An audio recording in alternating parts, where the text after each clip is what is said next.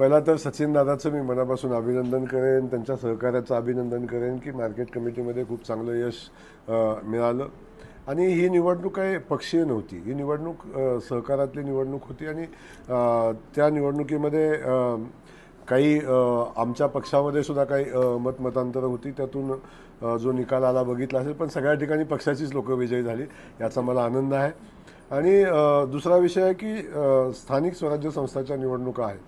भाजप हा जिल्ह्यातला सगळ्यात मजबूत पक्ष आहे आणि भारतीय जनता पार्टी येणाऱ्या स्थानिक स्वराज्य संस्थांच्या निवडणुका खूप ताकदीनं लढवेल. काही लोक सोबत येतील, काँग्रेसमधले काही नेते येतील आणि अन्य पक्षातील येतील.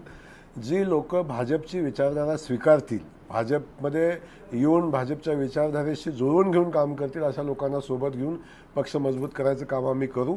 आणि येणाऱ्या सगळ्या स्थानिक स्वराज्य संस्थांच्या निवडणुकावर भारतीय जनता पक्षाचा आणि महायुतीचा झेंडा असेल.